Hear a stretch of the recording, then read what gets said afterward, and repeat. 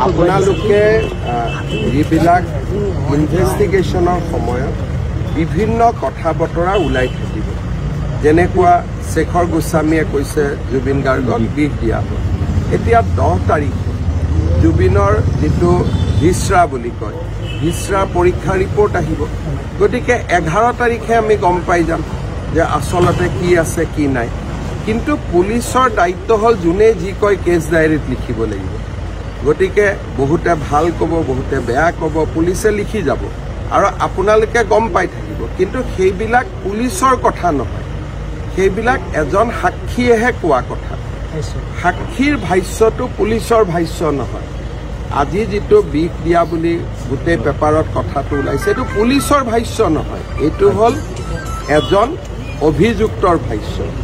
এতিয়া তেওঁ এই ভাষ্যটো কিয় দিছে নিজক বচাবৰ কাৰণে দিছে নেকি বা কাবাক ব্লেম কৰিবৰ কাৰণে দিছে নেকি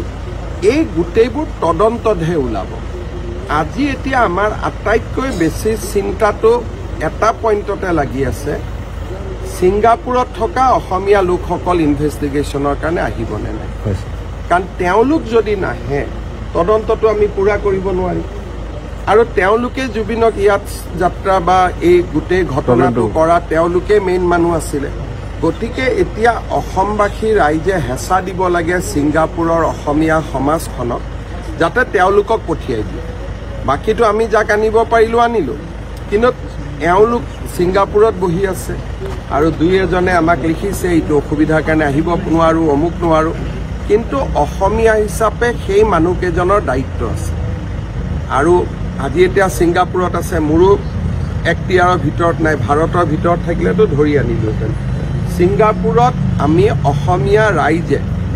তেওঁলোকৰ ওপৰত হেঁচা দিব লাগে সিংগাপুৰৰ অসমীয়া মানুহখিনিৰ ওপৰত যে আপোনালোকে যেন তেওঁলোকক পঠাই দিয়ে কাৰণ তেওঁলোক ইয়াত নাহালৈকে গোটেই ঘটনাটো কোনেও জোৰা লগাব নোৱাৰিব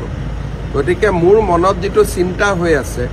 শেখৰ গোস্বামী শ্যামকানু মহন্ত সিদ্ধাৰ্থ শৰ্মা অমৃত প্ৰভা এইবিলাক এতিয়া আমাৰ হাতত আছে আমি যেনেকেই নহওক সঁচা কথাটো তেওঁলোকৰ পৰা উলিয়াব পাৰিমেই